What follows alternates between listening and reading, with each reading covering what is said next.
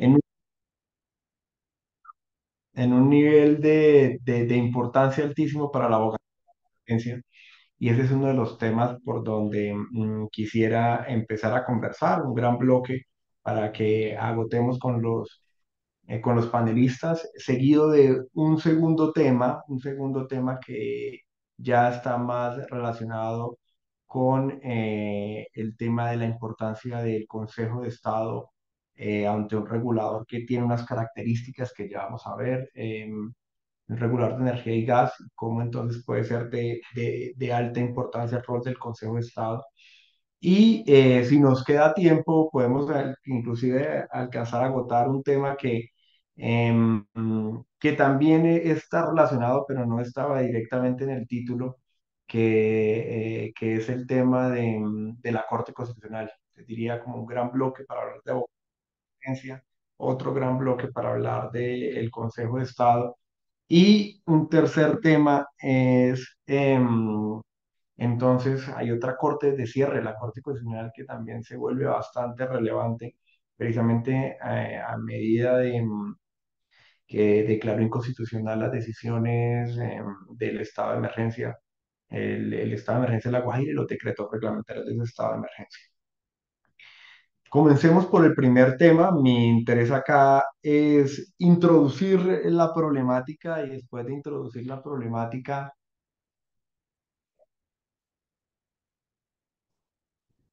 empezar a darle las palabras a cada uno de los expertos que nos acompañan, dándole la oportunidad precisamente para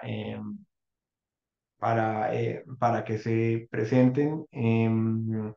Y aprovechamos entonces el tema y a partir de ahí empezamos a elaborar la discusión. El primer tema está relacionado con la importancia de la abogacía y la competencia. Entonces, miren, yo ahí les cuento que me remonto a 2014, cuando yo estaba en la Superintendencia de Industria y Comercio y se creó el Grupo de Abogacía de la Competencia, el cual tuve la oportunidad pues, de crear y dirigir. Me acuerdo mucho de más la fecha porque eso era marzo del mes en el que yo cumplo años. Ahí se crea el Grupo de Abogacía de la Competencia. El gran reto de la creación del Grupo de la Abogacía de la Competencia era ganar espacios dentro del regulador en el proceso de creación de la regulación. Y en ese momento lo que tenía el grupo de la abogacía de la competencia como caballo de batalla para transmitirle a los reguladores la importancia de tener en cuenta a la abogacía de la competencia en ese proceso que hacen de normas era un concepto de la Sala de Consulta y Servicios Civiles que había emitido en 2013 en el Consejo de Estado y que prácticamente hacía un recuento de la importancia de la abogacía de la competencia en el sentido de que es una obligación de los reguladores de remitir los proyectos de regulación mm, eh, que puedan tener impacto sobre la libre competencia. Eh, Claudia, te hago una pregunta. Acá me están llegando unos mensajes de personas diciendo que el anfitrión bloqueó la reunión. No, no la he bloqueado, pero ya reviso qué pasó. Ya.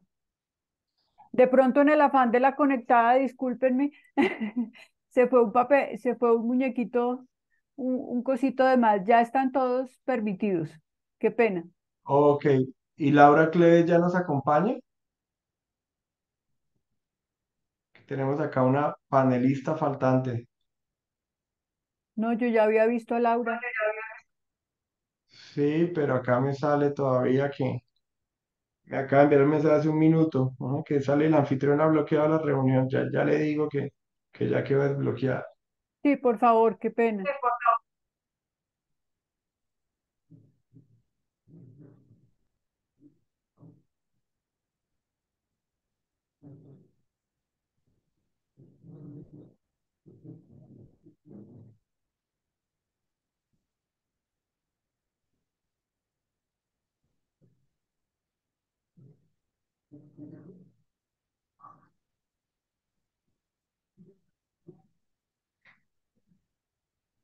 Sí, demos unos minutos acá porque si no, los Sí, panelistas, sí. ya entró, ya la pongo como anfitriona para que pueda desbloquear. Listo.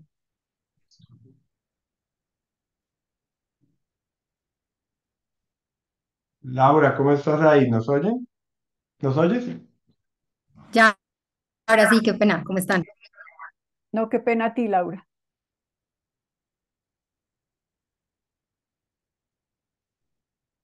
Bueno, volvamos entonces con la contextualización y pasamos a las preguntas. Les estaba comentando, entonces se creó el grupo de la abogacía de la competencia. Ese grupo de la abogacía de la competencia pues se enfrentaba, era un gran reto. ¿Cuáles eran los retos del día a día con el grupo de abogacía de la competencia recién creado? Primero, convencer a pues informarle a las autoridades de regulación que existía el trámite de abogacía de la competencia. El correcto diligenciamiento del cuestionario era el dolor del día a día. Decirles, no vengan, miren que hay un cuestionario que a ustedes los va a guiar para saber cuándo se les activa la obligación de consultar el proyecto de regulación del grupo de abogacía de la competencia. Y ojo, porque si ustedes no lo avisan, pues esto tendrá, de acuerdo con el concepto de la sala de consulta de servicio civil, tendrá los efectos de nulidad del acto administrativo por expedición irregular, violación de las normas en que debe fundarse ese proceso de convencer. Entonces, si le no vengan, el cuestionario se debe diligenciar así, pero es que ese cuestionario debe ir acompañado de un estudio técnico económico. Ese estudio técnico económico a su vez debe explicar la manera como se diligenció el cuestionario. Y, y entonces, pues, ¿cómo se hace el estudio técnico económico? Pues reúnete con los reguladores, explíquele cuál es la lógica que hay detrás, de incluir en sus memorias justificativas un componente relacionado con ese tema. Otro de los retos, me acuerdo mucho, se está relacionado con las recomendaciones asertivas. Así que era consciente que el hecho de que se emitiera una recomendación inmediatamente activaba por parte del regulador una obligación, que era o acoger la recomendación o apartarse, pero si se apartaba, entonces el regulador tenía que motivar de manera suficiente por qué se apartaba. Entonces eso también era una carga para la superintendencia de comercio. Como hay que ser asertivo, hay que dejar muy claro al regulador cuál es la recomendación que se le pide y cuál es precisamente esa recomendación que activa el deber o de acogerse o de separarse de manera motivada. Em, en ese momento no había claridad si los decretos debían pasar por abogacía de la competencia, porque entonces había una discusión de superior jerárquico. Si el presidente de la República es el superior jerárquico de la Superintendencia de Comercio, ¿cómo así que su potestad reglamentaria entonces va a estar sometida a un inferior jerárquico? Era el tema entonces ahí de discusión y tal vez el tema que más también eh, inquietud generaba parte del grupo base de la competencia era la oportunidad para intervenir y la simetría del análisis. ¿Por qué? Porque si la SIC intervenía al final, ya cuando la regulación estaba a punto de expedirse, pues hombre, una regulación de la CREC fácilmente tiene un año de discusión y llegar la superintendencia en 10 minutos a estudiar lo que un regulador ha dedicado un año pues es como llegar con el tiempo en contra. Ujú. Una simetría de análisis. En 10 días yo quiero alcanzar a analizar y decir algo pues que sea asertivo, una recomendación asertiva.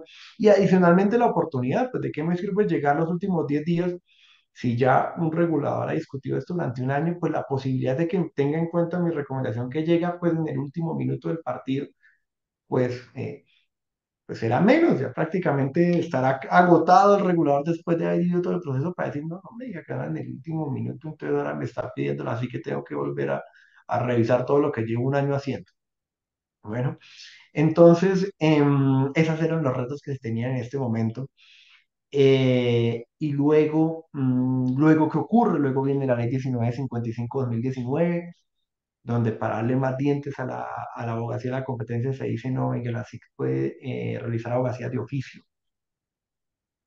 No tiene que sentarse a esperar a que le lleguen. Si ve que hay un proyecto de regulación que debe pasar por su análisis, puede requerirlo. Y tal vez todo eso generaba como ese pensamiento, wow, la abogacía de la competencia sí tiene los dientes suficientes y la respuesta era no. ¿Por qué no? Porque faltaba una sentencia del Consejo de Estado que declarara nulo un acto administrativo para que efectivamente todo ese discurso pedagógico eh, pusiera en evidencia que lo que se decía sí era cierto. digamos, como que ese mensaje, esto sí se tiene que agotar porque efectivamente es importante en el proceso de creación de las normas y mire que el Consejo de Estado lo dice, era lo que hacía falta, porque se tenía era un concepto, que les decía, una opinión de la sala de consulta civil del Consejo de Estado. Cuando llegan esas sentencias del Consejo de Estado, que diría yo desde 2014 eran, era el momento anhelado que le diera pues todo el potencial a la SIC, todo el potencial a la abogacía y la competencia, llegan este año con dos sentencias, una del 14 de junio y otra del 17 de octubre de 2013. La sentencia del 14 de junio, la sentencia que declara nulo un decreto 570-2018, un decreto que era de alta relevancia para el país porque está relacionado con la estrategia de transición energética, cómo hacer para que entren más fuentes renovables, solares, eólicas al país. Se termina cayendo ese decreto por no agotar trámite de abogacía de la competencia. El eje de la discusión estaba en y cómo se diligenció el cuestionario. Yo me acuerdo que en mi época de coordinador era un dolor de cabeza que los funcionarios decían, pero señor funcionario de la superintendencia, mire que yo sí diligencié el funcionario de abogacía y todo le ponían no, pues se demoraron un minuto diligenciándolo, todo no. Listo. Pues ese es el debate que se da con la sentencia del 14 de junio de 2023. Estoy acá dándole lo que yo me acordaba que era mi día a día. ¿Cuánto se demoró? Les decía yo al funcionario. No, eso estuvo fácil, eso me demoré 5 minutos. Pues claro que se demoraron 5 minutos, a todos le ponían no y salían de eso. Entonces, ese tema se analiza en la sentencia del 14 de junio. La sentencia del 17 de octubre de 2023, bien interesante. Ahí está relacionado ya es con un mecanismo complementario de asignación de energía, también con las subastas de renovables, pero ahí ya estaba de por medio es una resolución que hacía obligatorio a los comercializadores participar en un esquema, aunque no hubiesen manifestado el interés pues, de concurrir al mercado. Y ahí el tema que se vuelve interesante es el de la carga motivacional que debe cumplir el regulador si decide apartarse de una recomendación de la Superintendencia de Industria y Comercio. Esa es la introducción para empezar ahora sí con el primer bloque de preguntas. Comencemos entonces por Laura. Laura, tú conoces los antecedentes del decreto 570-2018 mejor que nadie, por eso cuando pensé en invitados a este panel, inmediatamente tu nombre se me vino a la mente ya que veo muy interesante que los cuentes a todos los presentes cuál era la importancia de ese decreto. Ese decreto tenía una lógica, realmente era algo importante como para que se hubiese caído por no agotar la abogacía de la competencia. Y aprovecha además y te doy la palabra y aprovecha también para presentarte con todos los asistentes. Y bueno, tienes la palabra.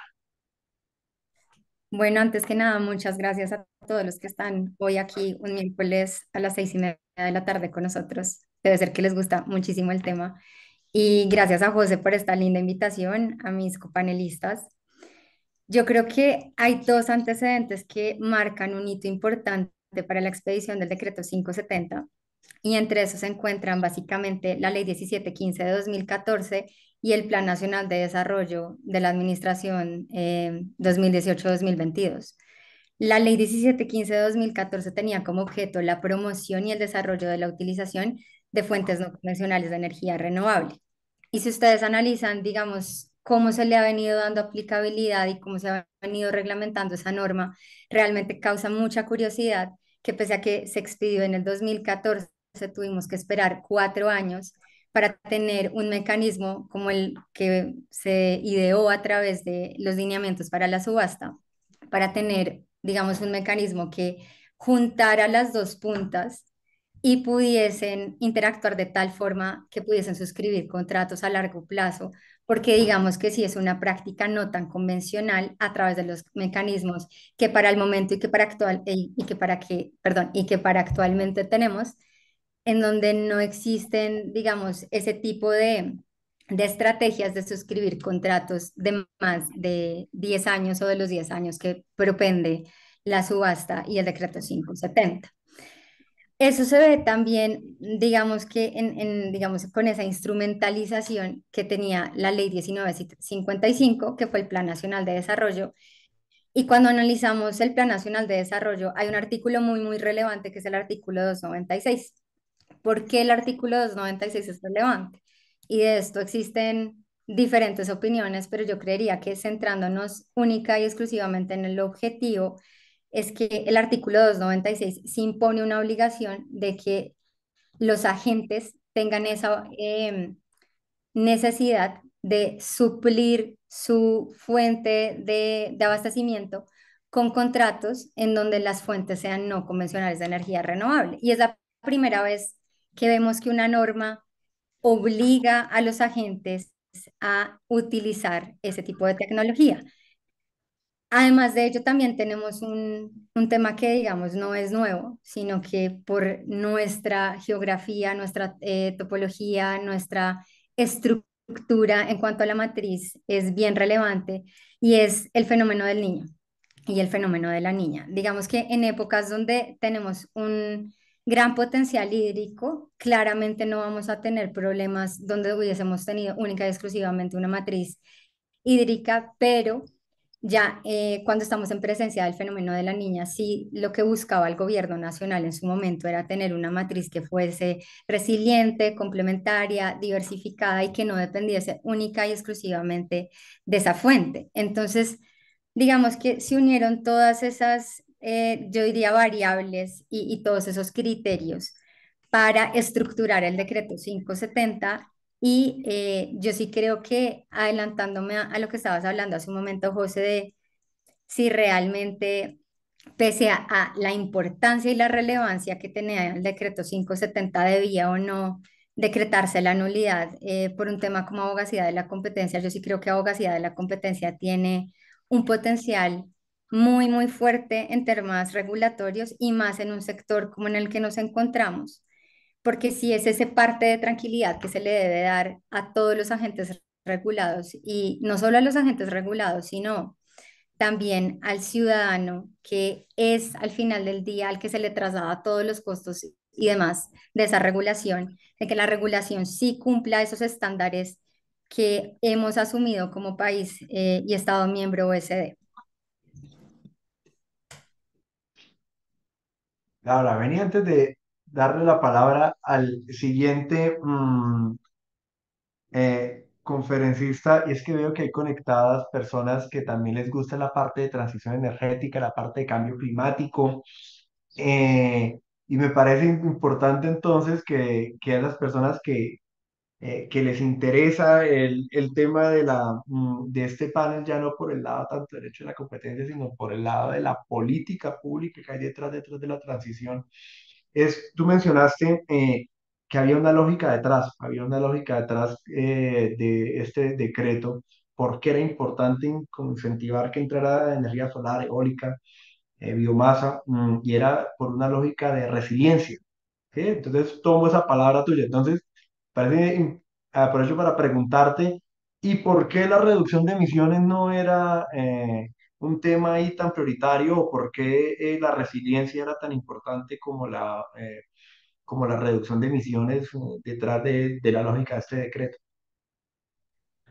Vale, José, pues digamos que no solamente es la resiliencia o la complementariedad o la diversificación de la matriz, digamos que sí fue un esfuerzo muy grande detrás de la hoja de ruta de la transición energética, buscar incentivar este tipo de, digamos, de fuentes no convencionales de energía renovable y como se los decía hace un momento, pese a que teníamos toda una ley que promovía y, digamos, buscaba reglamentar o dar esos lineamientos para que se desarrollara toda una política en torno a ello. Sí, hasta el 2018 se logró hacer esa, digamos, esa primer política pública o diseñar esa primer política pública encaminada precisamente a tener una subasta que juntara esas dos puntas y dar todos los lineamientos y digamos ese marco, digamos, amplio para que eventualmente no solo se pudiese desarrollar lo que fue la primera subasta, sino las subsiguientes subastas, independientemente, me imagino que ya más adelante vamos a analizar de fondo cada una de las subastas o por lo menos, eh, digamos, cuáles son los ingredientes diferenciales de cada una de ellas de las que hemos tenido actualmente. Pero sí es importante la resiliencia, sí es importante la complementariedad y sí es importante la diversificación.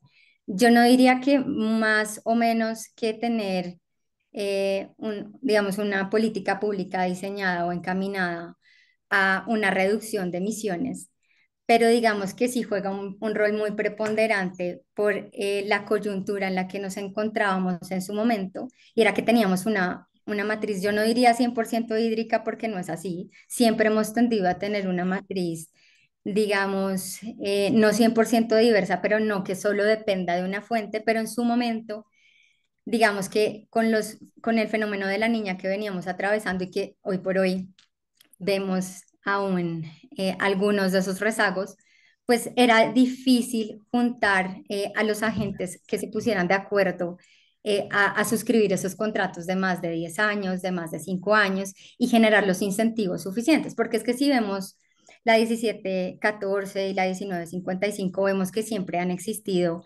incentivos desde la oferta, pero difícilmente han existido incentivos desde la demanda, y yo creo que por eso digamos, esa es una de las razones principales por las que surge el decreto 570. Listo, bueno, entonces ahora pasemos acá hacerle una pregunta a Hernán, porque entonces Laura nos acaba de explicar, venga, ese decreto era clave para la transición energética y se cayó por no agotar el trámite de abogacía de la competencia. La historia continuó y Hernán es quien nos puede contar la mejor parte de la historia, cómo continuó, porque entonces Laura cerró la presentación diciendo, miren, había unos incentivos, ¿no? Finalmente había unos incentivos tributarios y esos incentivos tributarios esperaba que el país se llenara de energía solar y eólica, pero oh, sorpresa, no pasaba, ¿sí? No pasaba. Y entonces ahí es cuando el ministerio empieza a decir, venga, ¿por qué esto no está pasando? ¿Por qué esto no está pasando? Ah, no, porque tenemos que hacer estas subastas de renovables que junten a la oferta, ¿sí? La oferta con los incentivos, efectivamente quieren empezar a producir energía solar y eólica, pero ¿y quién la va a comprar? Ah, bueno, necesitamos quien la compre. Ah, bueno, quien la compre, esta subasta. Em, Después de que viene ese decreto, entonces ese decreto motiva una primera subasta de renovables, luego viene una segunda subasta de renovables, en donde ahí ya no se discute el decreto, sino ya sale es una nueva resolución. La resolución que nosotros tenemos ahí es la resolución 40305 de 2021. Y en esa resolución el ministerio dice, venga, vamos a hacerle un ajuste adicional. Además de que haya una subasta, vamos a crear un mecanismo complementario de asignación de energía para que esa subasta cierre, de hecho, para que se junten más puntas. ¿Bueno? Pero Hernán, ahora sí le cedo la palabra. Hernán es un experto de los que nos acompaña, es un abogado independiente, experto en derecho de la competencia, y además Hernán fue el protagonista de esa sentencia del 17 de octubre de 2023 porque Hernán fue el que actuó como ante. Bueno, entonces, Hernán, le cedo la palabra para que salude a todas las personas, también se presente y agregue usted a la discusión contándole a los participantes en qué consistía ese mecanismo complementario, cuál fue el reproche que hizo la Corte y el trámite de abogacía de la competencia ahí en esa resolución específica. Hola José, a todos, buenas tardes. Como José apunta, en primer lugar, yo participé y tengo el sesgo de demandante frente a esta tercera subasta de energía y este proceso. Y digamos, como para puntualizar, yo creo que recapitular un poco lo que nos convoca aquí, que es abogacía de la competencia, está siempre la idea de que es un concepto no intervencionista en la medida que es un concepto no vinculante, ¿no?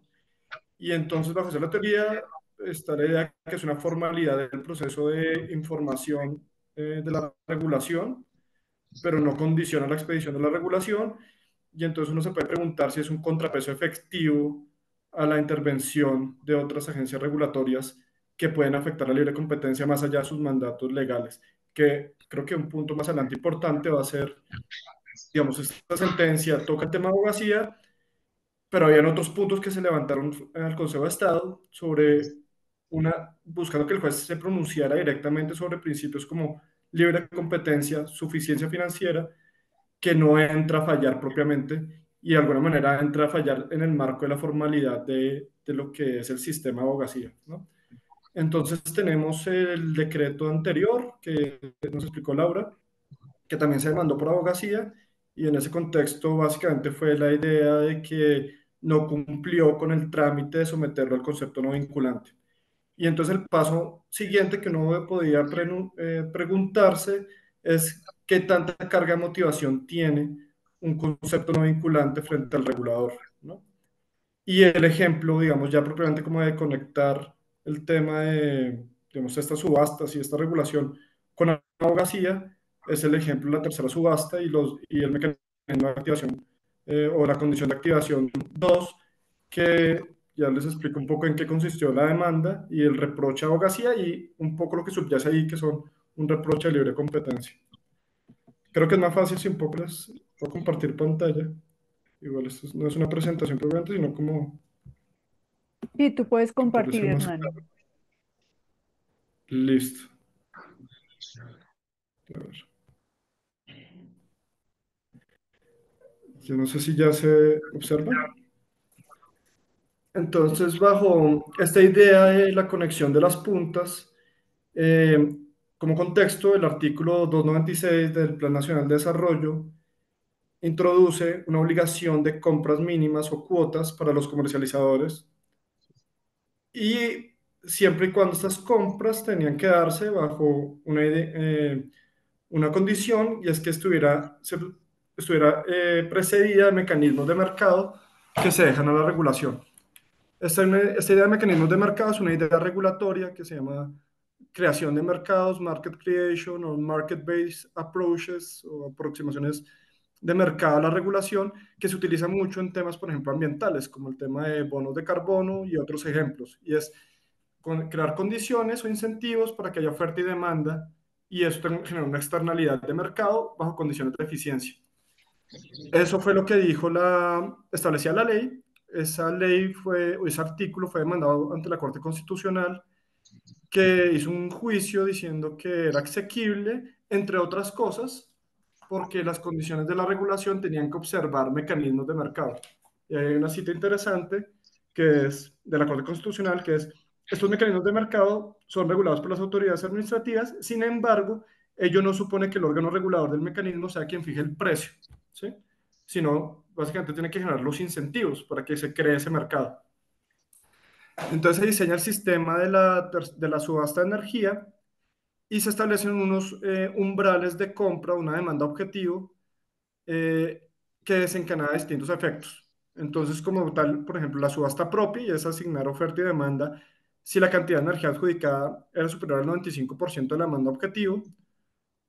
Una condición de activación 2, que es si esa demanda objetivo no se cumple y hay un rango entre el 70 y el 95%, la energía remanente se va a distribuir entre los demás participantes de la subasta, ¿cierto? Pero agentes que concurrieron al sistema para la asignación.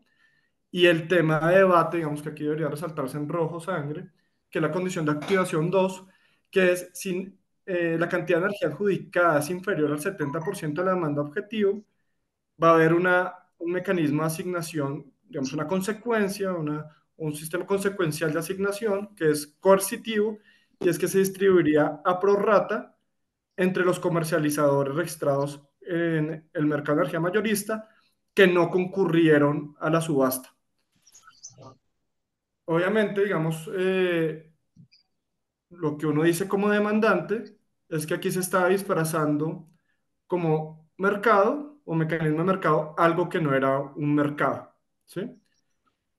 Esto va y cumple el primer requisito de abogacía, y es ir a preguntar hasta donde uno diría qué es lo que hay que hacer, ¿cierto? Va a la SIC y la SIC emite un concepto lo resalto, el 21.354.743, en el cual establece unas recomendaciones frente a este sistema, particularmente frente a la condición de activación 2.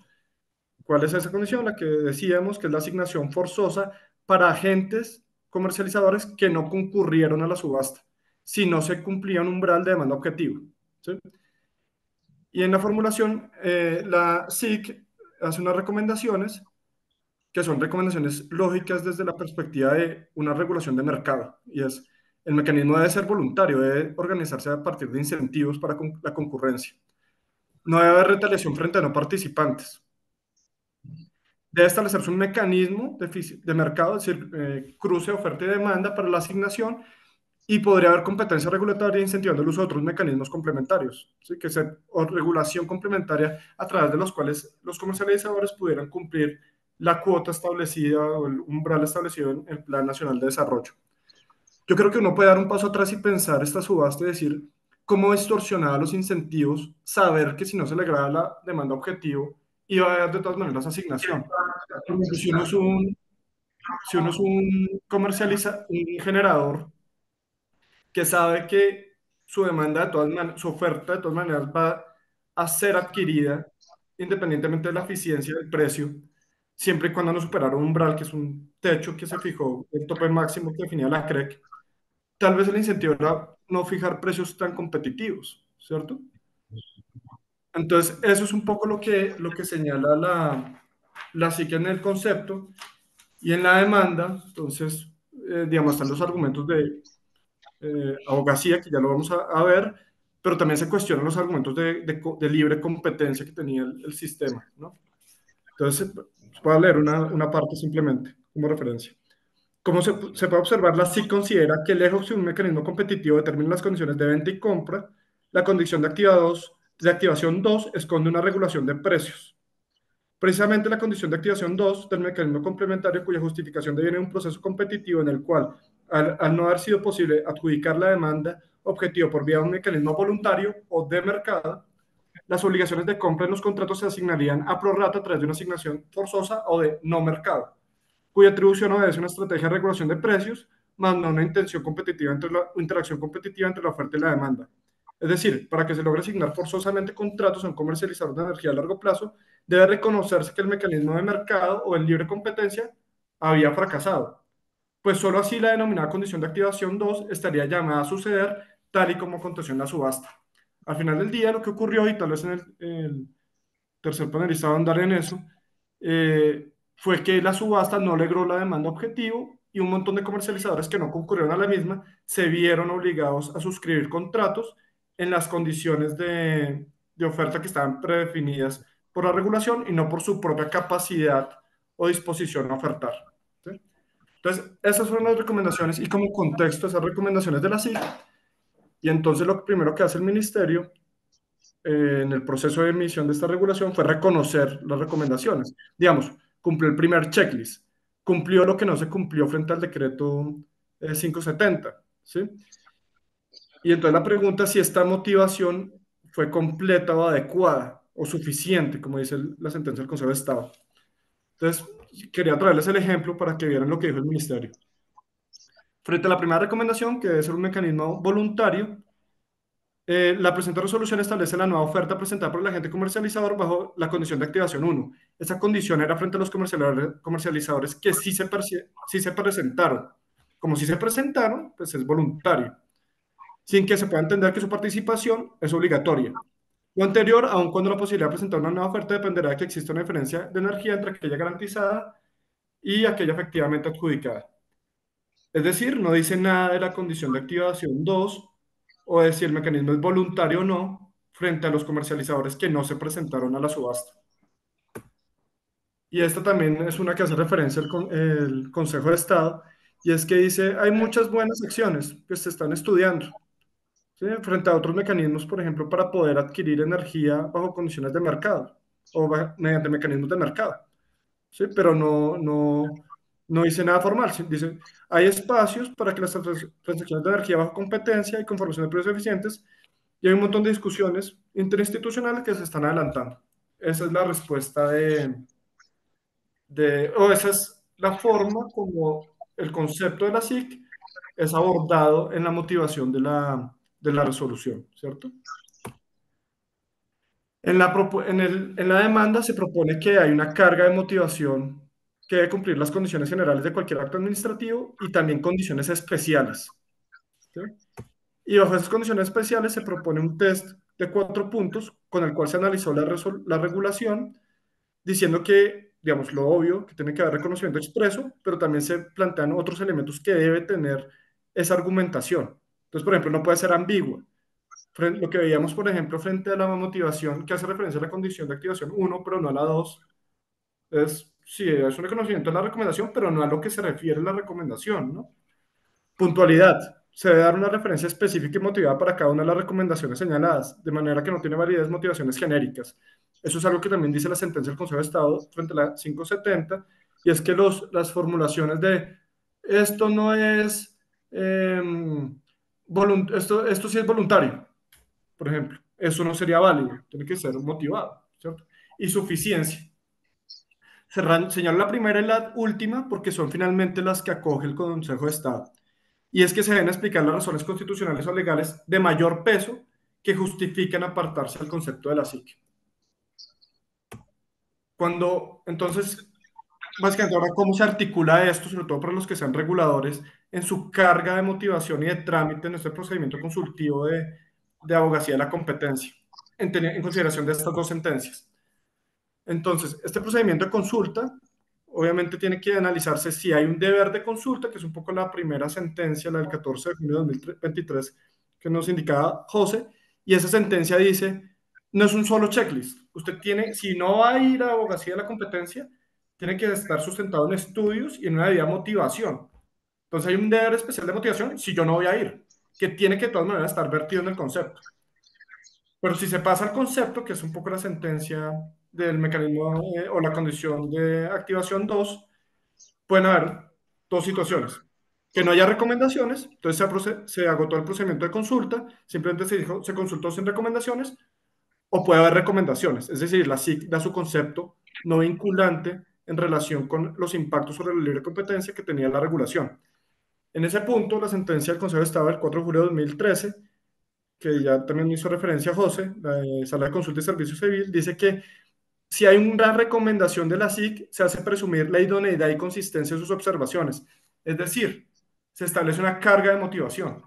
¿Sí? Porque si se presume la idoneidad y consistencia de esa recomendación, yo tengo que desvirtuarla. ¿Sí? Es una presunción de tipo técnico. Si hay recomendaciones, la autoridad regulatoria puede o bien acogerlas o no acogerlas. Y aquí viene la sentencia del 17 de octubre del 2023 que establece que hay un deber especial de motivación, y así lo llama. No es solamente reconozco que hay pedí concepto a la SIC, reconozco que hay unas recomendaciones, reconozco las recomendaciones de forma expresa, sino que tiene que motivarse por qué no se acogen esas recomendaciones de forma debida. ¿Sí? Un deber especial de motivación. Este deber de especial de motivación, según esta sentencia, tiene dos elementos. La identificación de motivos, eso de hecho está en el mismo decreto de abogacía, en el numeral segundo. Yo tengo que identificar los motivos de que fueron expresados por la autoridad de competencia en el concepto, pero la suficiencia de la motivación. Y es que yo tengo que expresar las razones constitucionales y legales de mayor peso que determinan la necesidad de expedir la regulación al margen de las consideraciones que le han sido expuestas por la superintendencia. Esa es la cita textual de la sentencia del Consejo de Estado. Entonces, básicamente con esa sentencia, ¿qué ocurre? Si yo tengo una regulación que tiene recomendaciones, tengo que, además de identificar esas recomendaciones y apartarme, motivar cuál es la razón de mayor peso frente a la libre competencia que justifican apartarme la recomendación. Y es un deber especial de motivación que se, que se pueda declarar la nulidad de ese acto administrativo. Oye, Hernán, ven y le hago una pregunta sobre eso, y que veo que ya terminó la presentación. Em, em, Porque usted menciona que fueron tres, ¿no? Fueron tres los argumentos de nulidad. Abogacía, argumento formal de no haber pasado, y está el de libre competencia y suficiencia. la pregunta ahí es,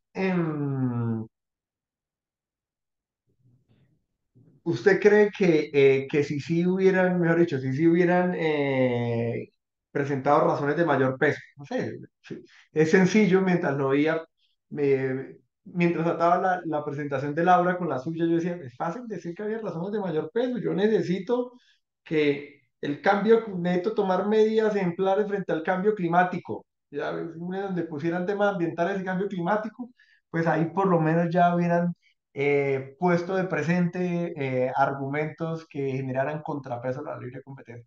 La pregunta es, ¿usted cree que ausente la abogacía de la competencia se hubiera caído por nulidad este decreto con los otros argumentos de libre competencia y suficiencia? Entonces, ese punto creo que es un punto bien importante, sobre todo pensando el rol del juez, ¿no? Porque realmente tenemos un ejecutivo con actores desde el regulador hasta la misma autoridad de competencia, ¿no?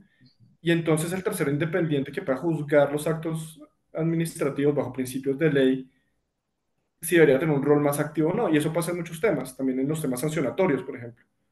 Si un juez podría analizar la proporcionalidad de una multa, ese estilo de cosas. Y en este caso, también hubo una solicitud de medida cautelar que fue resuelta en un auto en el cual decía, no, es que, digamos, aquí esto tiene muchas explicaciones y tiene justificaciones por temas de la matriz, de la resiliencia de la matriz energética, ese estilo de cosas, sin sopesar un poco el marco legal en el cual se debía vertir la regulación, que era un mecanismo de mercado. ¿Sí? Y lo que dice en la sentencia frente al principio de suficiencia financiera es, usted no me trajo suficiente evidencia. Es muy difícil cuando una regulación va a tener efectos en el largo plazo, en el mediano plazo, tener evidencia en el momento cero. ¿Sí? O por lo menos cuál va a ser la carga para poder hacer ese análisis. Lo que yo sí se podría considerar es que la regulación tiene que tener en cuenta eso al momento de tomar una decisión regulatoria, porque es el marco eh, legal o los principios legales que hay en la regulación de servicios públicos, por ejemplo, en este caso particular. Entonces, este caso fue como una sentencia fácil también, porque no entró a discutir esos temas. Y la pregunta es incluso, ¿qué pasa si la SIC falla? ¿Qué pasa si la SIC saca un concepto sin recomendaciones? Y dice, todo esto va a estar perfecto. Y si uno pudiera decir, pero eso se afecta a la libre competencia. ¿Sí? Y si el juez debería darle análisis y validez a ese tipo de argumentos bajo un análisis de legalidad, que también condiciona esa regulación, ¿cierto? Entonces la SIC es un primer filtro, pero no debería ser el último. ¿Sí? Ujú. O es una opción de verlo también. Claramente Sí, en sí, un sí, caso de... claro. Ajá, ese era el escenario que estaba planteando, ¿no? Pues sí, digamos que se agotó la abogacía de la competencia al pie de la letra, se cumplió pues todo el test. Y efectivamente, hay de por medio una preocupación de afectación a la libre competencia. ¿Y por qué hago la pregunta? Porque es que son sectores sofisticados. Y nuevamente, por eso hacía mi introducción, en 10 días salga corriendo Superintendencia de Industria y Comercio a hacer un análisis. Inclusive estoy viendo acá entre los participantes que hay personas que han hecho parte del equipo de abogacía de la competencia y han visto lo difícil que es salir en 10 días corriendo a... Eso es como póngase un casco de lectura rápida y devórese todo lo que pasó en un proceso de regulación de un año y vaya y redacte y diga además algo coherente. Pues. La preocupación que tiene el funcionario de errores tipo uno es muy grande. Digo, ¿qué tal que mi recomendación sea un oso? Pues, ¿qué tal que lo que yo diga simplemente carezca de altura técnica por el hecho de que me tocó estudiarlo en un periodo de tiempo muy corto? Entonces no diría así. Lo interesante es eso, como si se agotó todo, la abogacía y la competencia, pero efectivamente hay un excelente argumento de violación de la libre competencia. Por eso me pareció ahí como, y muy interesante la sentencia para poner a la abogacía de la competencia en la cúspide de su importancia, digamos, en el pico de su importancia, pero por el otro lado no dice qué lástima que el Consejo de Estado no haya analizado la lógica de libre competencia también al margen de lo que hubiese acontecido con el concepto de la SIC, digamos así. Ujú. Bueno, Andrés, yo le tengo una pregunta acá a Andrés y Andrés actualmente es el director jurídico y tributario de la Asociación de Actual Generación Colombiana de Generadores.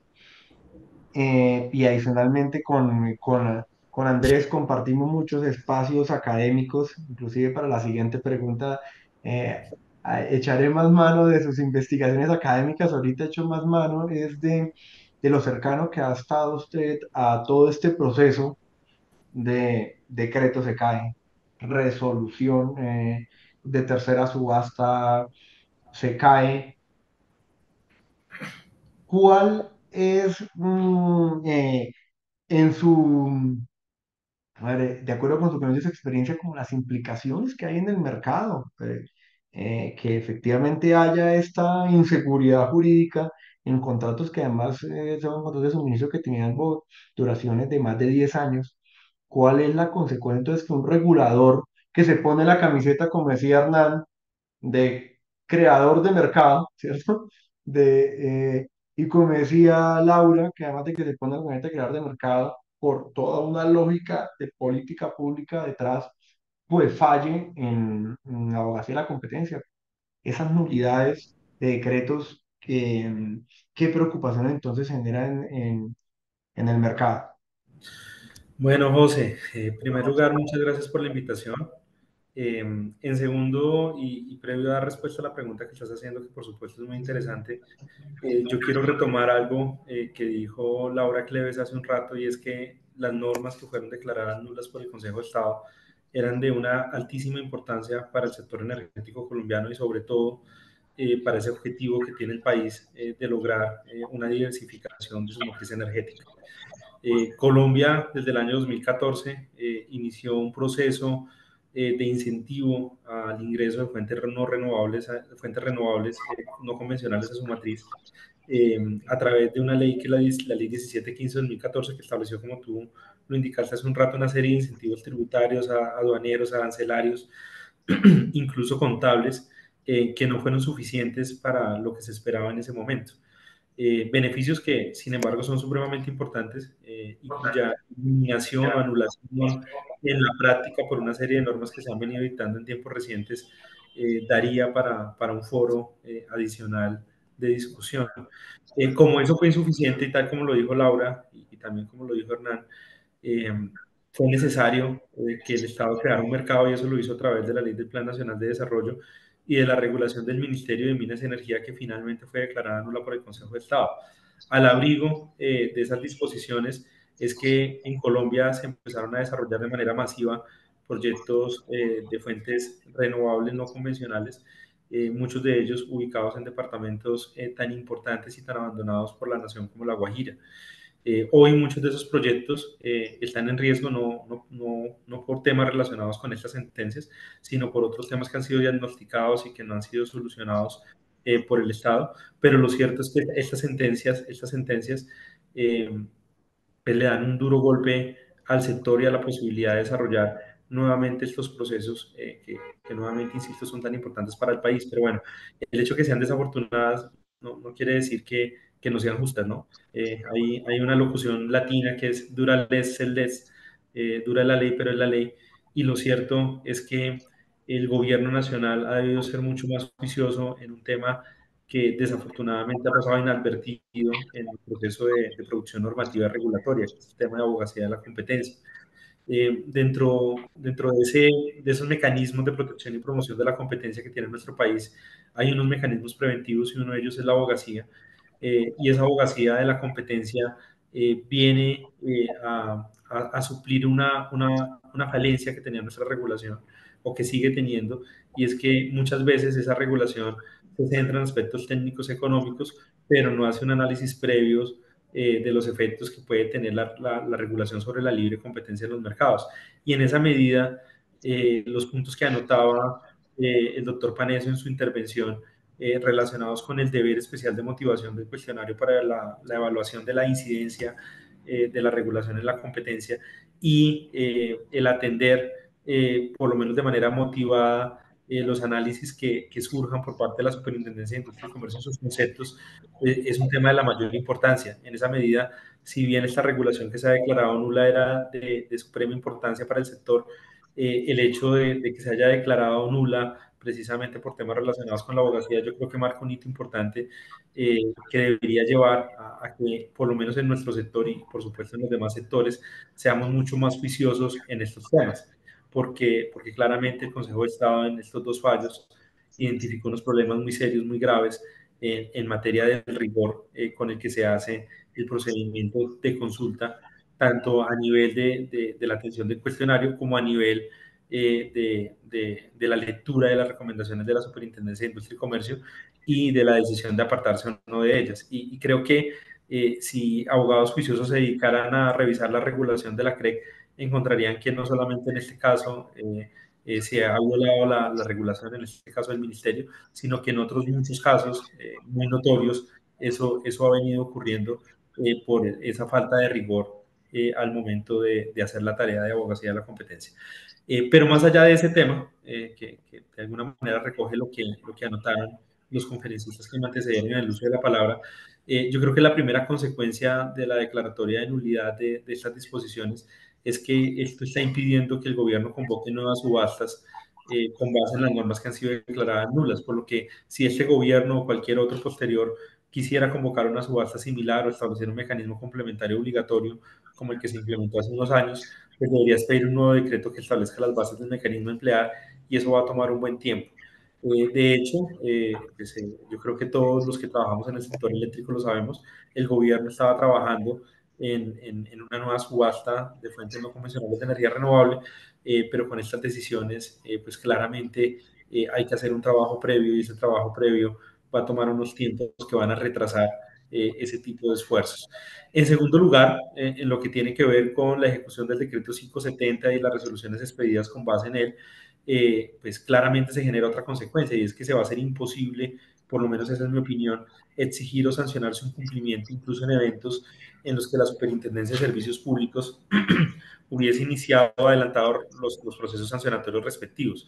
Es más, y nuevamente en mi opinión, si uno de tales procesos avanzó hasta la sanción y la misma fue controvertida ante la jurisdicción de lo contencioso administrativo, es bastante probable que prospere una suspensión de esa sanción, incluso la anulación del acto correspondiente con base en lo ordenado en las sentencias recientes del Consejo de Estado. De igual manera, y yo creo que esta es una pregunta que seguramente es la que motivó tu inquietud hacia mí, yo soy de la opinión que estas sentencias no generan efectos automáticos sobre los contratos producto de los procesos de subasta, porque la regla general en materia de nulidades en servicios públicos es que las nulidades solamente tienen efectos hacia adelante y preservan la legalidad de las situaciones que se hayan desarrollado en el amparo de una norma que se consideraba legal. No obstante, si bien eso es cierto, resulta posible que quienes hicieron objeciones a la firma de los contratos, y ustedes saben perfectamente que hubo varios agentes que lo hicieron, puedan buscar en tribunales de arbitramiento la declaración de inexistencia o nulidad de los acuerdos, alegando temas, por ejemplo, relacionados con la existencia de vicios de consentimiento, relacionados con el error, por ejemplo, la apariencia de legalidad del acto principal anulado o la fuerza por la inexistencia de una real autonomía de la voluntad y la imposición de los acuerdos. Ustedes saben que muchos agentes firmaron los contratos con anotaciones en el sentido de que esos acuerdos no respondían a una autonomía de la voluntad, sino a una imposición ministerial. De igual manera, se podrían dar escenarios en que vendedores y compradores se pongan de acuerdo y bajo ciertos escenarios busquen que el Estado los resarza de daños ocasionados por el desarrollo de unos mecanismos que estaban fundados en normas nulas según la jurisprudencia del Consejo de Estado. Y por último, yo creo que este es un efecto bien importante, que es un efecto más que jurídico de comportamiento, incluso uno podría hablar aquí de economía de comportamiento, economía conductual.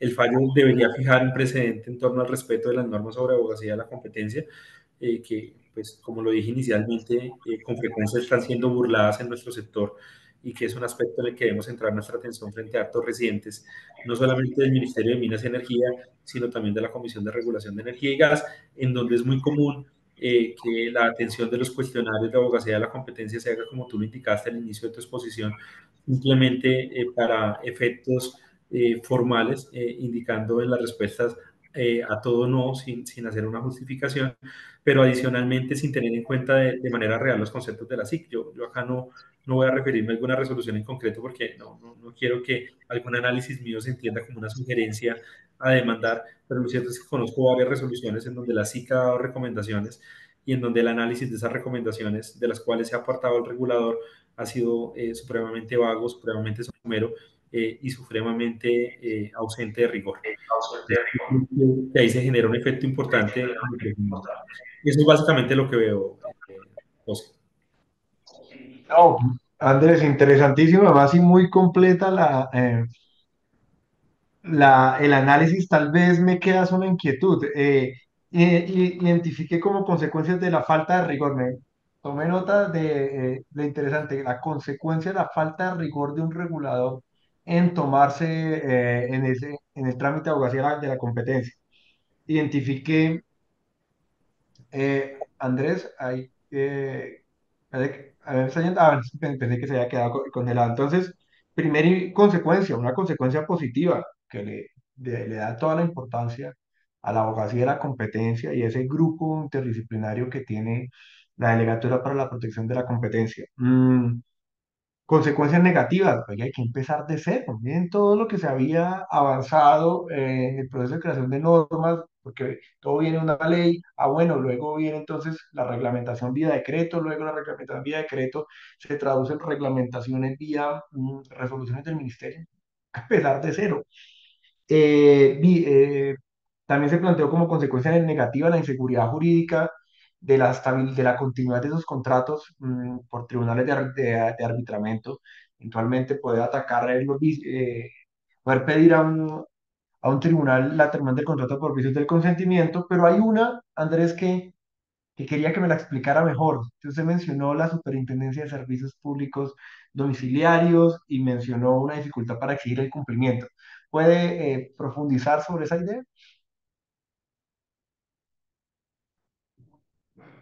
Está Andrés, estás en en silencio. silenciado, sí. Ajá. Listo, perfecto.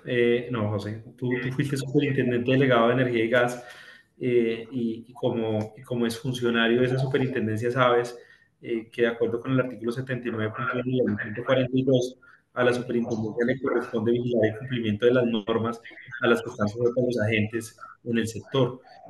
Con más razón, en el caso del tema de las subastas, en donde la ley 1955 de manera expresa reiteró esa facultad a cargo de la superintendencia. No obstante, en el momento en que estas normas son declaradas nulas, esa facultad de la superintendencia de hacer exigible o sancionar el cumplimiento de normas pues han sido encontradas como viciadas de nulidad por parte del Consejo de Estado, en mi opinión, empieza a quedar en un terreno bastante farragoso, en unas arenas movedizas. Y en ese sentido es que va mi conclusión. La superintendencia vigila el cumplimiento de normas vigentes, ¿sí? De normas que están amparadas bajo el principio de legalidad. Estas normas han perdido esa presunción de legalidad que las cobijaba y que permitía que la superintendencia hiciera exigible su cumplimiento, y en esa medida pues se hace bastante difícil que la superintendencia adelante nuevos procesos y adicionalmente que pueda concluir con éxito los que hubiera iniciado en la vigencia de estas normas que han sido declaradas ilegales. Hacia allá va mi comentario, José. Listo, clarísimo. Yo lo veía mientras lo veía, pensaba en algo como mucho más eh, aterrizado al caso en concreto y esa resolución que fue declarada nula decía, vea, quienes terminan adjudicados tienen que firmar el contrato y otorgar unas garantías, por ejemplo.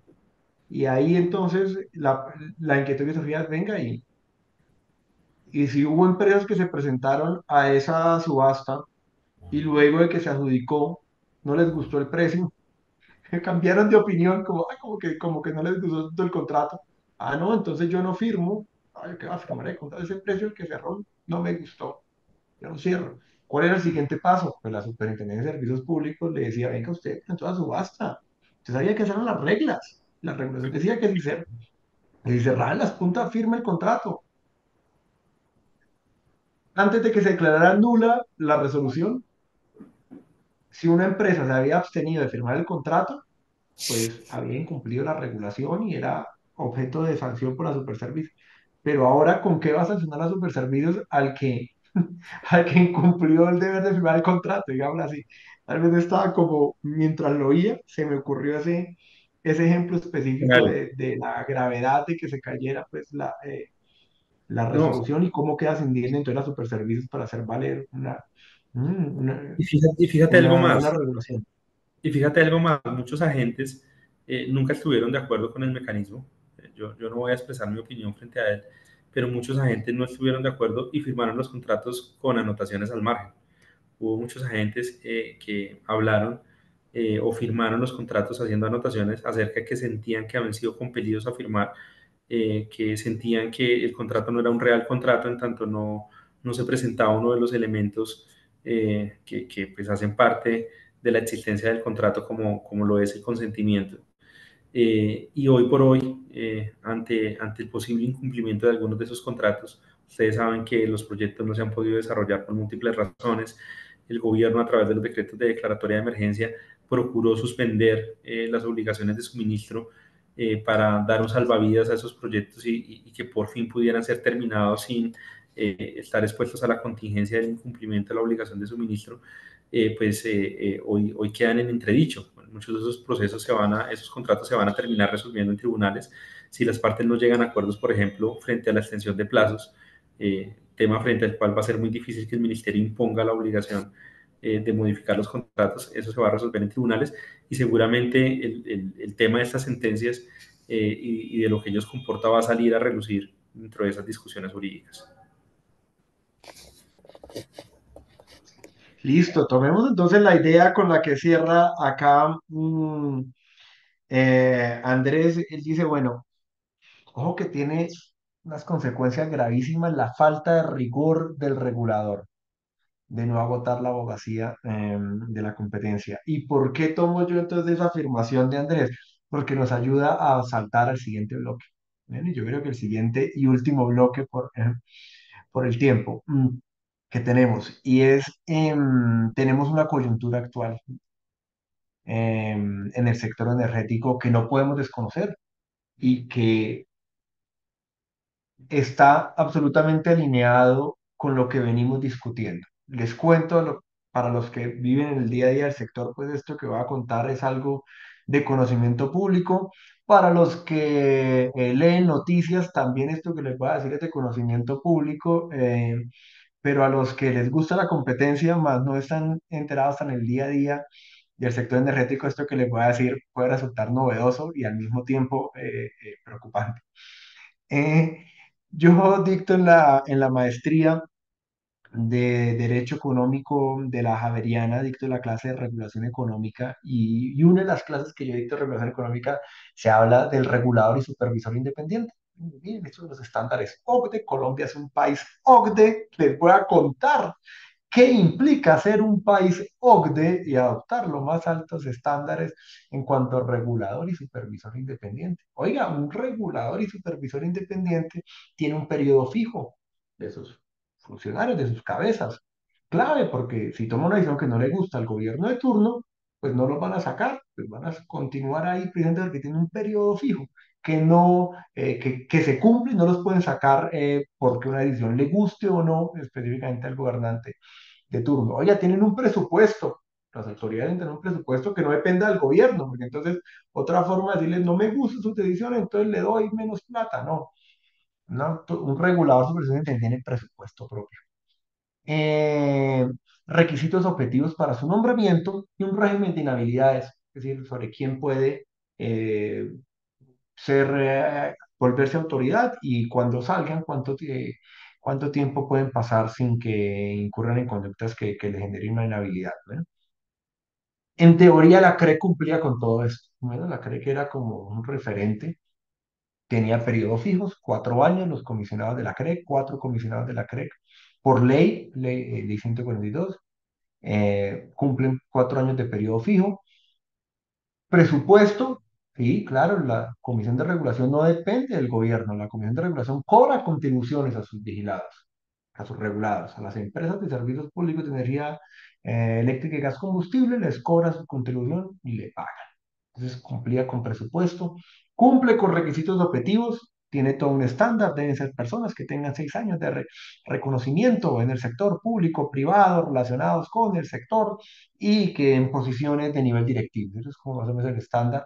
Y también tiene un régimen de inhabilidades. Es decir, alguien que ya ha trabajado en empresas de servicios públicos de energía eléctrica y gas natural no puede ser regulador y una vez termine, tiene que pasar un año sin volverse regulador. Bueno, entonces, Colombia era, de hecho, la estructura institucional de la CREC era digna de mostrar ante los estándares OCDE. ¿Ven? ¿Cuándo empieza esta estructura institucional que aparentemente cumplía con estos criterios OCDE que les menciono? Empieza a hacer aguas. Empieza a hacer aguas a partir del decreto, el decreto 227/2023, en el que el presidente de la República plantea reasumir las funciones de la CREC. Dice, esto es una función delegada, yo soy la cabeza de la rama ejecutiva, quiero reasumir esas funciones. Escenario en tal cual reacciona el Consejo de Estado. Reacciona el Consejo de Estado oportunamente y saca una medida cautelar y dice, suspende ese decreto. Dice, señor, qué pena, las funciones de regulación tarifaria son reserva de ley, es decir, son funciones que son dadas al legislador y que el legislador le dio directamente a la CREC. Es decir, usted no tiene esa función, usted no puede reasumirla, señor gobierno, le suspendo entonces ese decreto. ¿Termina en la historia? No, no termina en la historia, porque actualmente tenemos una comisión de regulación, le mencioné que tenía 6 comisionados independientes por periodo fijo, y la situación de estos comisionados es que solamente hay un comisionado nombrado con periodo fijo y hay otros 3 que están en encargo, es decir, que tienen otra función dentro del gobierno y lo nombraron en encargo para cumplir esa función. ¿Qué quiere decir eso? Que eso es inmediatamente hacer aguas el objetivo de un periodo fijo. Pues ya no tienen periodo fijo, ya tienen periodo un encargo. Y si no hace lo que me gusta, pues le quito el encargo. ¿Sí? Pues el riesgo planteado frente a arquitectura institucional. Y además, eso se mezcla con otra situación que se está viendo actualmente con ojos preocupantes y es, además de que se tiene una CREC sin comisionados nombrados de manera permanente, para ser lo más neutral frente al argumento, simplemente comisionados que no son nombrados por periodo fijo, sino en encargo, se tiene entonces una situación en donde Ministerio de Minas y Energía y Presidencia de la República, Presidente de la República vía decretos, ha sacado actos administrativos de carácter general que generan entonces esa duda si esos actos administrativos están transgrediendo esa línea que fijó el Consejo de Estado vía medida cautelar de no venga, deje el regulador tiene unas funciones y tiene que cumplirlas, usted no puede reclamarlas. Entonces, vía resoluciones y vía decretos, borradores de resolución en unos casos, en otros casos son definitivos. Entonces uno empieza a ver un nuevo vocabulario en donde hay decretos que le dan órdenes a la CREC. En un plazo de tantos días, haga lo siguiente, o decretos que plantean dejar regulaciones de la CREC sin efecto. Ah, no, durante un plazo de tantos meses, doy la orden que esta regulación deja de tener aplicación. Listo, tenemos ese contexto entonces, que es lo que está viviendo el sector actualmente. Y Andrés, yo vuelvo entonces, terminé con usted y vuelvo a retomar entonces la idea. ¿Por qué puede preocupar al mercado que no haya ese regulador independiente? Además, ese tema que usted lo ha estudiado tan de fondo, parece interesante acá que nos cuente y también que le cuente a todos los participantes, oiga, la lógica de un regulador independiente, ¿cuál es en este sector y qué es lo preocupante entonces que no haya un regulador independiente? Entendiendo porque no haya un regulador independiente, un regulador que tenga a sus comisionados elegidos por un periodo fijo, como lo estaba Bueno, planteando. bueno, José, yo lo primero que quiero anotar es que lo que está ocurriendo ahora, en este momento del tiempo, refleja unas fallas de diseño institucional de la CRE que ya existían, estaban allí, y que tal vez no habían aflorado de manera suficiente como para que el sector las notara. Yo creo que hay unos problemas de arquitectura, como tú lo llamas, institucional, que vienen de mucho tiempo atrás, incluso desde el mismo momento en que se crearon las comisiones, eh, que tal vez por el buen funcionamiento de las mismas habían pasado de largo, pero que hoy por hoy, pues ante situaciones coyunturales, pues han permitido una instrumentalización de la comisión. La creación de las comisiones de regulación en el 94, tú lo sabes, respondió a las necesidades de regulación técnica y económica de los mercados, orientadas a reducir sus fallos, a lograr eficiencia en la prestación de los servicios, y esas necesidades hoy siguen existiendo. Las comisiones de regulación colombianas fueron creadas con base en un modelo que había sido probado, y tú indicabas, somos un país OCDE, que tiene que ver con la autonomía y la independencia que deben tener estos cuerpos reguladores a la hora de tomar decisiones. Y esa independencia es importante, y ahí va la respuesta a tu pregunta, aunque voy a extender un poco más, en el sentido de que la autonomía e independencia permite que al momento de tomar decisiones no se renuncie a lo técnico, a lo económico, a lo jurídico, por interferencias políticas de corto plazo. Eso es lo que permite la autonomía y la independencia. Nuestras comisiones de regulación fueron dotadas de algunos atributos que van orientados a garantizar esa independencia, atributos que tú citaste. Uno de ellos tiene que ver con el periodo fijo de los expertos comisionados, y un segundo atributo que tú no citaste, pero está allí, es la dedicación exclusiva que deben tener los expertos comisionados. Si tú ves tanto la ley 143 como la modificatoria ley 2099, habla de que los comisionados deben tener dedicación exclusiva y tienen un periodo fijo de 4 años.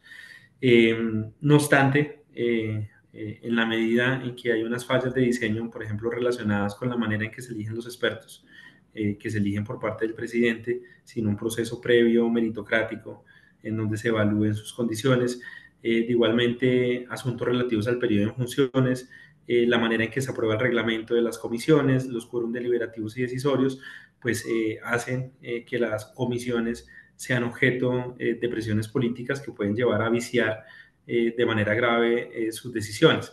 Esas fallas en el último tiempo han llevado a una crisis institucional. Yo creo que eso es innegable. No empezó realmente con el decreto de retoma, empieza un poco antes con las decisiones del Consejo de Estado de declarar la nulidad del nombramiento de algunos expertos comisionados. Y esto también hay que decirlo, el gobierno anterior, en su afán de alguna manera de bloquear al nuevo gobierno en la Comisión de Regulación de Energía y Gas, no fue suficientemente riguroso en el análisis de las hojas de vida de los expertos que nombró, y adicionalmente no se hizo algunas preguntas con el tiempo suficiente como para determinar si habían riesgos en los nombramientos. Y eso llevó al menos a 3 decisiones en el primer semestre de este año, en donde se declaró la nulidad del nombramiento de 3 expertos comisionados. A eso se le sumó la renuncia de un experto que pues no se sintió cómodo en su papel de comisionado en este gobierno, lo que permitía que el presidente de la República nombrara a los expertos en propiedad. El presidente rehuyó esa obligación y lo que decidió fue retomar directamente las funciones de la comisión. A buena hora el Consejo de Estado le recordó al gobierno nacional en decisiones en donde se declaró la suspensión provisional de ese decreto, y luego en donde se reafirmó esa decisión, luego un recurso de súplica, que la Comisión de Regulación de Energía y Gas tiene funciones propias. ¿Sí? No solamente tiene funciones delegadas del presidente, sino que también tiene funciones que son connaturales a su existencia y que le han sido asignadas directamente por el Congreso, porque la pretensión que tenía el presidente de retomar el pleno de las funciones de las comisiones no solamente despojaba a las comisiones de su función y las convertía en cascarones, sino que adicionalmente despojaba al mismo Congreso de la República de sus funciones. Y en esa medida yo creo que el Consejo de Estado ha tomado unas decisiones bastante acertadas. Pero al margen de eso, cuando esas decisiones se toman, lo que ha debido hacer el gobierno, en sana lógica, es nombrar a los expertos en propiedad, pero lo que ha hecho es nombrarlos de manera provisional. Ese nombramiento provisional tiene dos problemas. En primer lugar, ataca esa independencia que tienen los comisionados y que de alguna manera se blinda con el periodo fijo que ellos tienen. cuando un comisionado tiene ese periodo fijo, es más fácil que sea parte de una instrucción que le dé el gobierno cuando esa instrucción es política y que dé una pelea técnica desde el punto de vista de los argumentos, pero adicionalmente vulnera el principio según el cual los comisionados deben tener dedicación exclusiva. Para estar encargado en un cargo hay que tener otro cargo. Y esos cargos se desarrollan en forma paralela y hemos tenido casos, y no me voy a referir a nombres ni a posiciones, pero hemos tenido casos en donde un comisionado experto a su vez está desempeñando otra función en el gobierno nacional y eso afecta ese principio según el cual esos expertos comisionados deben tener dedicación exclusiva. Y este puede ser un tema que un Consejo de Estado puede llegar a revisar al momento de analizar decisiones que tomen las comisiones de regulación. No solamente ha sido eso, también estamos ante un cambio de reglamento reciente de la comisión. Nosotros tenemos un reglamento que llevaba 7 años y tenía también ya un problema de diseño en la medida en que permitía el veto por parte del ministro de Minas y Energía o por parte del gobierno en general de las decisiones técnicas que tomaran los expertos comisionados, pero digamos que ese poder de veto se neutralizaba por la forma en que se establecían los quórum deliberativos y decisores de la comisión, al punto en que uno podía decir que había un cierto equilibrio entre lo técnico y lo político. No obstante, con el cambio de reglamento, que en parte estaba fundado en una razón real, y es la disminución del número de expertos comisionados, lo que se ha dado es, es una modificación total de ese mecanismo de equilibrio de los quórum, al punto de que hoy el gobierno con tan solo 2 comisionados y los 3 miembros de gobierno puede tomar decisiones. En ese sentido, nombrar expertos comisionados en encargo pues es una decisión racional desde el punto de vista económico porque asegura tener el control de las decisiones. Si uno hace un ejercicio de teoría de juegos muy simple, uno se puede dar cuenta que un experto comisionado nombrado en provisionalidad va a tender a proteger su status quo, tanto en el cargo que tiene de manera principal como en el cargo que tiene en encargo, y adicionalmente la expectativa de que pueda ser nombrado de manera definitiva allí, y eso puede llevar a que sus decisiones sean más fácilmente permeables. En esa medida, creo que hoy por hoy la Comisión de Regulación de Energía y Gas está en una grave crisis. El experto comisionado, ese experto comisionado José Fernando Prada, incluso habló de un apagón regulatorio hace poco menos de un mes, y creo que estamos en esa realidad. Eh, Hoy por hoy se está hablando de una reforma a la ley 142 de 1994, y si bien muy seguramente lo que se busca es aún restar más independencia a las comisiones de regulación, creo que valdría la pena llevar al Congreso de la República algún tipo de propuesta que muy por el contrario refuerce esa independencia, y creo que hay buenos ejemplos en países OCDE. En el año 2018 la OCDE calificó a Colombia y el sector energético fue el mejor calificado en términos regulatorios, pero fue calificado en un nivel intermedio. Muy seguramente si esa calificación se repitiera el día de hoy, estaríamos muy lejos de buenas prácticas regulatorias. Y hay buenas prácticas regulatorias en el mundo.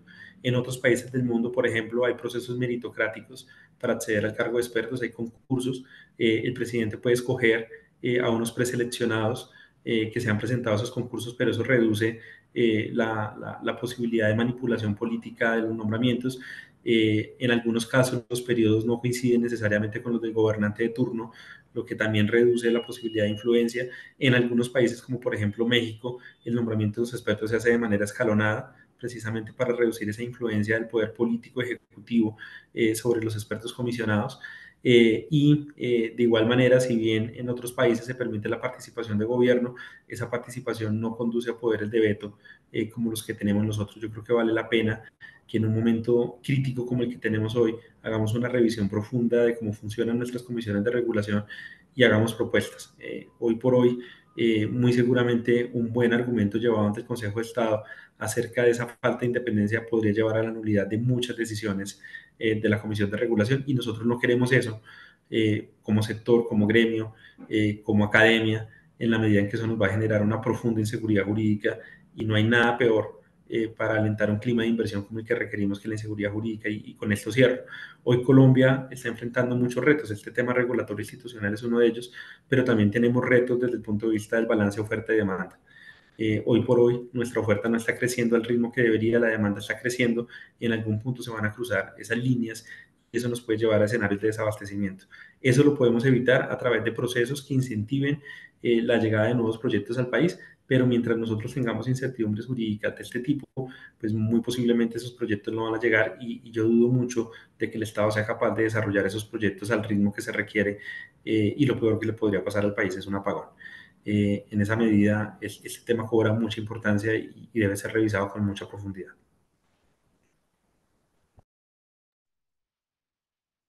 Ahora voy a hacerte una pregunta tomando las palabras de Andrés, mejor dicho, esto siendo absolutamente objetivo. Tenemos un regulador con expertos comisionados sin dedicación exclusiva, ¿cierto? Que tienen otro cargo en el gobierno, sin dedicación exclusiva, en encargo, quiere decir sin periodo fijo, y que puede ser removidos en cualquier momento y entonces serían acreedores de la consecuencia de haber tenido esa dignidad y es que se ganarían la inhabilidad, o sea, quedarían prácticamente con imposibilidad de trabajar para el del sector por un año. Entonces, elaboremos y volvemos a lo que ha sido el hilo conductor acá, es cuál es la importancia de la abogacía y la competencia, cuál es la importancia de esa función de la SIC cuando se tiene un regulador sin dedicación exclusiva, con comisionados sin dedicación exclusiva, con comisionada sin periodo fijo y con inhabilidad en caso de ser removido. Bueno, yo creo que retomando también las palabras de Andrés, lo primero que debemos decir es que esto no es, digamos, una coyuntura nueva. Sí hemos venido viendo desde administraciones pasadas que han habido bastantes comisionados que están en encargo y que desempeñan, yo he conocido varios casos que no desempeñan uno ni dos, sino hasta tres cargos en encargo más el de ser comisionado experto. Entonces, digamos que con el ánimo de ser lo más objetiva posible, sí me parece súper útil que para los participantes que no conocen toda esa coyuntura sepan que, digamos, no es algo nuevo, sino que, digamos que en esta coyuntura específica sí están pasando algunos, digamos, algunas situaciones alternas a lo que ya venía sucediendo, pero digamos, en el sentido de elaborar sobre que sean o no en encargo, eso sí venía ocurriendo. Ahora, frente a la pregunta en concreto y cuál es el rol de abogacía, yo creo que es el momento más importante de abogacía, porque es que es precisamente esa facultad que tiene la Autoridad Única Nacional de Competencia para pronunciarse frente a cualquier tipo de proyecto regulatorio y por supuesto los de la CREC tienen un impacto en todo el mercado, es decir, energía en sentido amplio, pero pues aquí vemos energía eléctrica, disculpen, hidrocarburos, gas, en fin. Entonces aquí, digamos que el rol sí es bien preponderante y es, además de blindar que regulatoriamente se esté diseñando unos buenos lineamientos, una buena política pública, una buena reglamentación técnica. Digamos que también tenemos que tener presente que no es cumplir por cumplir como lo hemos venido analizando con las últimas decisiones del Consejo de Estado, sino yo me puedo demorar 5 minutos, como habíamos hablado hace un momento, diligenciando el cuestionario y poniendo a todo que no. Y yo siempre que he hecho este ejercicio del otro lado, es decir, como regulador, siempre me he sentado en la posición de si estoy regulando claramente, por ejemplo, si estoy en presencia de adelantar un reglamento técnico, es imposible que en una reglamentación técnica yo no esté obstaculizando de alguna forma o no haya una barrera de entrada o no haya una barrera de salida. Entonces yo creo que aquí es de que el regulador se ponga en la tarea que es y con la camiseta que es de regulador, sin ningún tipo de sesgo ni de captura regulatoria y que de la manera más objetiva diga, sí, en efecto, estoy introduciendo tal barrera de entrada, tal barrera de salida o hay un trato diferencial, pero obedece a tales situaciones y es con el objetivo de eliminar o prevenir una falla de mercado en este sentido.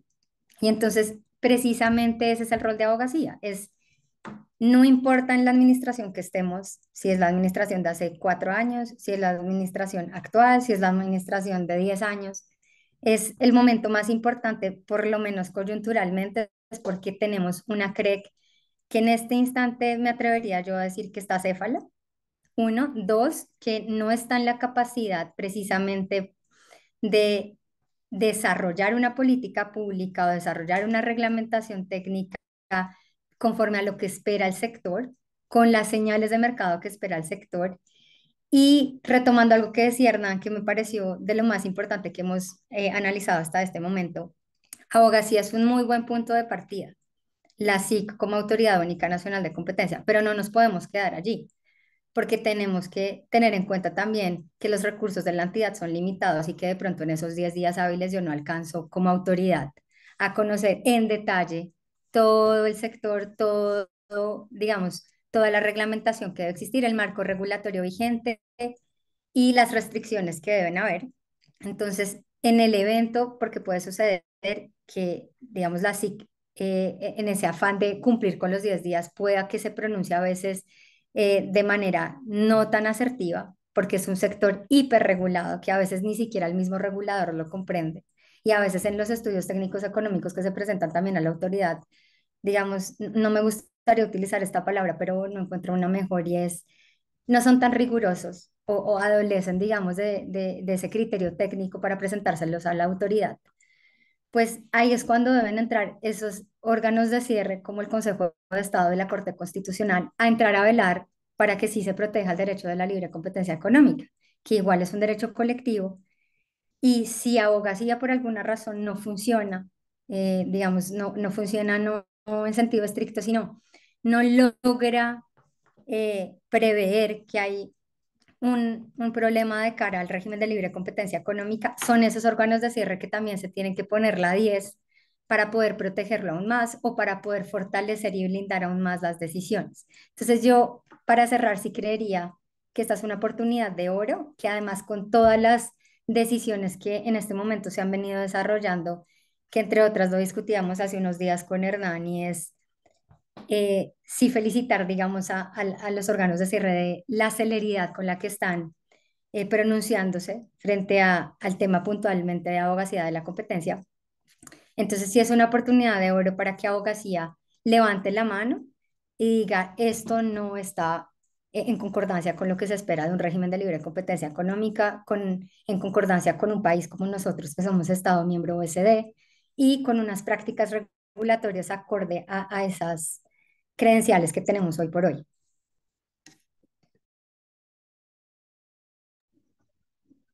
Hernán, entonces la misma pregunta que le hice a Laura, pero con los ojos de Consejo de Estado como órgano de cierre, con un regulador sin dedicación exclusiva, sin comisionados con dedicación exclusiva, con unos comisionados sin periodo fijo. ¿Cuál es entonces la importancia del Consejo de Estado como órgano de cierre? Bueno, José, yo creo que la sentencia de marzo es una sentencia bien valiente, ¿no? Y establece algunos aspectos importantes como la medida cautelar de urgencia, intervención temprana. Parte de la motivación tiene que ver con la división de poderes, ¿no? El rol de la participación ciudadana y afectados al procedimiento regulatorio, ¿sí? Yo creo que igual, y sobre todo, por ejemplo, pensando en la crisis del sector y los intereses de intervención en el régimen tarifario, que apunta, digamos, apuntaba ese decreto, ¿no? Y apunta, digamos, un poco cómo está funcionando la CREC y estos decretos orden y ese estilo de cosas. Hay aspectos, por ejemplo, de la sentencia de abogacía que dan argumentos, por ejemplo, el principio de suficiencia financiera. Ese tipo de análisis profundo sobre, por ejemplo, la intervención tarifaria, el impacto que tiene en la sostenibilidad y la viabilidad de, ¿no? Y además un mercado que está cargando una cantidad de pasivos que puede haber también lo que llaman que haya un apague financiero, ¿cierto? Y yo creo que ese tipo de análisis que van más allá de lo formal serían relevantes si hay un órgano de control judicial independiente, ¿no? Y, digamos, ese tipo de aspectos buenos de esa sentencia que tiene que ver con la independencia que tiene un juez, al final del día, todos esos aspectos o ese de un órgano de regulación, yo creo que también es importante decir que la SIC es un debate que hay en competencia, ¿no?